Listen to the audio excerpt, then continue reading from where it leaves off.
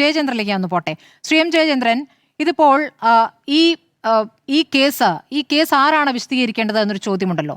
വീണ T ഈ കാര്യങ്ങൾ വിശദീകരിക്കുകയാണെങ്കിൽ അതാവും കൂടുതൽ വ്യക്തത നൽകുക. ഇന്ന് വരെ വീണ ടി ഈ കാര്യം വിശദീകരിച്ചിട്ടില്ല. വീണ ടി എന്നത് സ്വതന്ത്ര വ്യക്തി എന്ന രൂപത്തിലല്ല നമ്മൾ കാണുന്നത്, പിണറായി വിജയന്റെ മകൾ എന്ന നിലയ്ക്കാണ്. കാരണം ഈ കേസിന്റെ തുടക്കം മുതൽ അതാണ് വീണയ്ക്ക് ഈ പറഞ്ഞ പണം കിട്ടാനൊക്കെ ഇടയാക്കിയ സാഹചര്യം അതാണ്. അപ്പോൾ ശ്രീ ജയേന്ദ്രൻ, പിണറായി വിജയൻ ഇന്ന് നടത്തിയ വാർത്താ സമ്മേളനം കാര്യങ്ങൾ കൂടുതൽ വ്യക്തത നൽകിക്കൊണ്ടുള്ള വാർത്താ സമ്മേളനമായിട്ട് അങ്ങ് കാണുന്നുണ്ടോ? ഇതിൽ വീണ ടി ഇതിൽ പ്രതികരിക്കേണ്ടതില്ല എന്ന അഭിപ്രായം അങ്ങേക്കുണ്ടോ? പിണറായി വിജയൻ ഇന്ന് നടത്തിയ വാർത്താ സമ്മേളനത്തെ സംബന്ധിച്ച് അദ്ദേഹം പറഞ്ഞത് ഇ ഡിയുടെ നിലപാടുകൾ, മറുപടികൾ വിചിത്രമാണെന്നാണല്ലോ. ഇവിടെയും അതാണല്ലോ താങ്കൾ കൊടുത്തേക്കുന്നത്. ഞാനത് വിചിത്രം എന്നുള്ളതിനപ്പുറം ഞാൻ നേരത്തെയും പറഞ്ഞിട്ടുണ്ട്, കഴിഞ്ഞ ദിവസങ്ങളിലൊക്കെ ഞാൻ പല ചാനലുകളിലും പറഞ്ഞതാണ്, ഇത് സെലക്റ്റീവ് പൊളിറ്റിക്കൽ ടാർഗറ്റിംഗ് ആണ് എന്ന് തന്നെയാണ് എൻ്റെ അഭിപ്രായം, നിലപാട്. ഇപ്പോഴും അതിലൊരു മാറ്റവുമില്ല. പൊളിറ്റിക്കൽ ടാർഗറ്റിംഗ് ആവുന്നത് അങ്ങനെയാണ്. ഇപ്പൊ ഇൻട്രോയിൽ സ്മൃതി തന്നെ പറഞ്ഞത് ഒരു ഭാഗം നോക്കിയാൽ മതി. 20.5 കോടി രൂപ വീണയുടേതാണ് എന്നാണല്ലോ താങ്കൾ ഇൻട്രോയിൽ പറഞ്ഞത്. ഇ ഡി ഒരുപാട് ആരോപണങ്ങൾ ഉന്നയിക്കുന്നുണ്ട്. ഇതുമായി ബന്ധപ്പെട്ട കാര്യങ്ങളിലൊക്കെ ഒരുപാട് ആക്ഷേപങ്ങൾ, വിമർശനങ്ങളല്ല, ആക്ഷേപങ്ങൾ തന്നെ, ആരോപണങ്ങൾ തന്നെ ഉന്നയിക്കുന്നുണ്ട്. പക്ഷെ ഇതിൽ ഒരൊറ്റ ഒരെണ്ണം പോലും ജുഡീഷ്യലി പ്രൂവൺ ഫാക്ട്സ് അല്ല. അത് ജുഡീഷ്യലി തെളിയിക്കാത്ത ഈ ആരോപണങ്ങളെ വെച്ചിട്ട് അതിനെല്ലാം വസ്തുതാപരമായി അവതരിപ്പിക്കുന്ന രീതിയാണ് താങ്കളടക്കം. ശ്രീജയേന്ദ്രൻ ഒന്നിടപെട്ടോട്ടെ. ശ്രീജയേന്ദ്രൻ, പിണറായി വിജയൻ ഇന്ന് പറഞ്ഞത് ഇതിൽ പറയുന്ന തുകയൊന്നും അത്ര വലിയ തുകയല്ലോ എന്നുള്ളതാണ്. ആ തുക വലുതാണെന്ന് മാത്രമേ ഞാൻ പറഞ്ഞിട്ടുള്ളൂ. ഇതിൽ പറയുന്ന തുക പിണറായി വിജയൻ ഉദ്ധരിക്കുമ്പോൾ ആ തുക വലുതായി എനിക്ക് തോന്നി എന്ന കാര്യം മാത്രമേ ഞാൻ പറഞ്ഞിട്ടുള്ളൂ.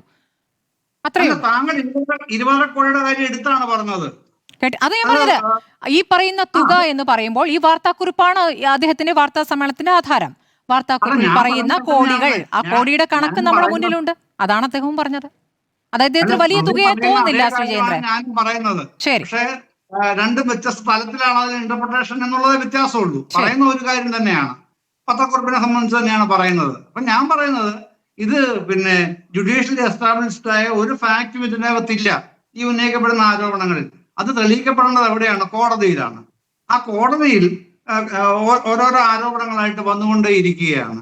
ഈ ആരോപണങ്ങൾക്കെല്ലാം ഉണ്ടാകുന്ന ഓരോ സമയത്തും മറുപടി പറയണമെന്നാണ് താങ്കൾ ആഗ്രഹിക്കുന്നത്. അത് നടക്കുന്ന കാര്യമല്ല. അവരുന്നയിക്കുന്ന ഓരോ ആരോപണങ്ങൾക്കും വിശദീകരണം നൽകുകയോ പത്രക്കുറിപ്പ് ഇറക്കുകയോ അല്ലെങ്കിൽ വാർത്താ സമ്മേളനം നടത്തുകയോ ചെയ്യേണ്ട ഒരു ഉത്തരവാദിത്വവും ആരോപണ വിധേയയായ ആൾക്ക് ഉണ്ടാവുന്നതേ അല്ല. അത് ലീഗലി നോക്കിയാലും അങ്ങനെ ഒരു വക്കീലും അങ്ങനെ അഡ്വൈസ് ചെയ്യില്ല, നിങ്ങൾ പോയി മറുപടി പറയണമെന്ന്. സ്വാഭാവികം അത് തന്നെയാണ് അവിടെ സംഭവിക്കുകയും ചെയ്തിട്ടുണ്ടാവുക എന്നാണ് ഞാൻ വിചാരിക്കുന്നത്. ഞാനും അങ്ങനെ മറുപടി പറയണം എന്നൊരിക്കലും പറയാത്ത ആളാണ്. അതേസമയം പിണറായി വിജയൻ ഇപ്പോൾ അന്ന് മുഖ്യമന്ത്രിയായിരുന്നു, ഇന്ന് പ്രതിപക്ഷ നേതാവാണ്. അദ്ദേഹത്തിന് അത് പറയാനുള്ള സ്വാതന്ത്ര്യമുണ്ട്, അവകാശമുണ്ട്. ആ സ്വാതന്ത്ര്യം അദ്ദേഹം ഭംഗിയായിട്ട് വിനിയോഗിക്കുന്നുമുണ്ട്. അതാണല്ലോ അവിടുത്തെ കാര്യം. പിന്നെ മറ്റു കാര്യങ്ങൾ, ഒരുപാട് വിഷയങ്ങൾ ഉണ്ടല്ലോ. ആ വിഷയങ്ങളൊക്കെ ഇങ്ങനെ പറഞ്ഞുകൊണ്ട് നടന്നിട്ട് ഇനിയിപ്പോ റിയാസിലേക്കാണോ പോകുന്നത്? കൊണ്ടു ചെന്ന് കെട്ടട്ടെന്നേ, അങ്ങനെ പറ്റുമെങ്കിൽ അത് നോക്കട്ടെ, അറിയാമല്ലോ നമുക്ക് എന്താണെന്നുള്ളത്. ഇപ്പോ ഈ 182 കോടി രൂപയുടെയാണ് 15 വർഷത്തെ അഴിമതി എന്ന് ഇ ഡിയുടെ പ്രസ് റിലീസ് പറയുന്നു. ഈ 2.78 കോടി രൂപ കഴിച്ചു കഴിഞ്ഞാൽ 182 കോടിയിലുള്ളത് എവിടേക്കാണ് അന്വേഷണം പോകുന്നത്? ആരിലേക്കാണ് പോകുന്നത്?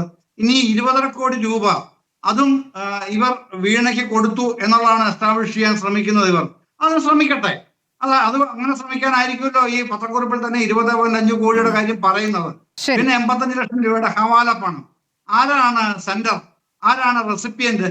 ഇത്തരം പ്രശ്നങ്ങളൊക്കെ അവിടെ ഒരു വ്യക്തതയില്ലാതെ നിൽക്കുകയാണല്ലോ. ശ്രീജയേന്ദ്രൻ, അവിടെയാണ് ഞാൻ കഴിഞ്ഞ ദിവസവും അങ്ങോട്ട് ചോദിച്ചു. വാർത്താക്കുറിപ്പിൽ മുഴുവൻ കാര്യങ്ങളും, അതായത് കുറ്റപത്രത്തിൽ പറയേണ്ട കാര്യങ്ങൾ മുഴുവൻ ഈ വാർത്താക്കുറിപ്പിൽ എഴുതി വെക്കണമെന്ന് നമ്മൾ പഠിച്ചിട്ട് കാര്യമില്ലല്ലോ. അങ്ങീ പറഞ്ഞ 182 കോടി, ആ 182 കോടിയുമായി ബന്ധപ്പെട്ട അന്വേഷണമില്ല എന്നല്ല, അന്വേഷണം ഉണ്ടാകുമെന്ന് തന്നെയല്ലേ ഈ വാർത്താക്കുറിപ്പിൽ നമ്മൾ മനസ്സിലാക്കേണ്ടത്.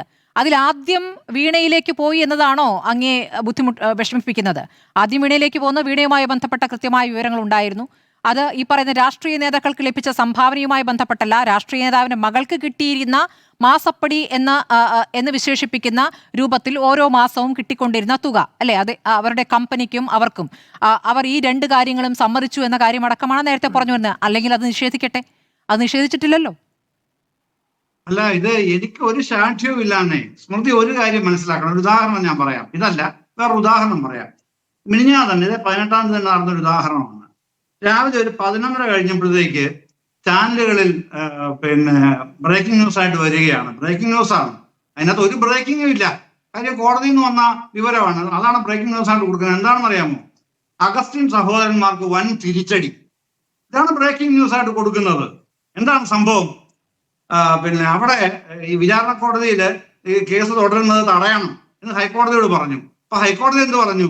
നിങ്ങൾ വിചാരണ കോടതിയിൽ പോയി പറയുക, ഇവിടെ അല്ല അത് പറയേണ്ടത്, അതുകൊണ്ട് ഇവിടെ അത് തീർപ്പാക്കുകയാണ്, നിങ്ങൾ വിചാരണ കോടതിയിൽ പോയി പറഞ്ഞോളൂ. ഒരു മാധ്യമം അങ്ങനെ കൊടുത്തില്ല. റിപ്പോർട്ടർ സ്വാഭാവികമായിട്ട് പറയാൻ പറ്റില്ല, നമുക്കറിയാം, അതിന് ആ തർക്കമില്ല.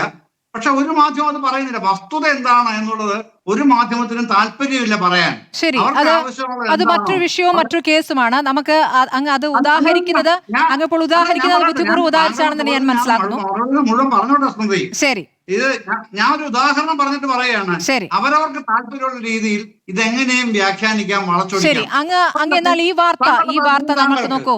നമുക്ക് ED എല്ലാ തരത്തിലും ED എല്ലാ ഘട്ടത്തിലും ശരിയാണ് എന്നുള്ള അഭിപ്രായമൊന്നും നമുക്കില്ല. പക്ഷേ ഈ കേസുമായി ബന്ധപ്പെട്ട് ചില തെളിവുകൾ നമ്മുടെ മുന്നിലുണ്ട് എന്ന യാഥാർത്ഥ്യമുണ്ട്. അത് നിഷേധിക്കാൻ ഇതുവരെ ഈ പറയുന്ന ആരോപണ വിധേയക്ക് കഴിഞ്ഞിട്ടില്ല. നമ്മുടെ മുന്നിലേക്ക് വന്നിരിക്കുന്ന വിവരങ്ങൾ എന്നുള്ളത് അതുകൊണ്ടാണ്. ഇത് ഇപ്പോൾ വാർത്താക്കുറിപ്പല്ലായിരുന്നുവെങ്കിൽ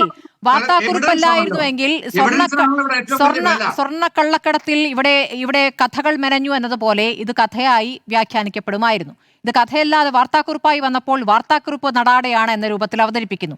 അതാണ് പ്രശ്നം.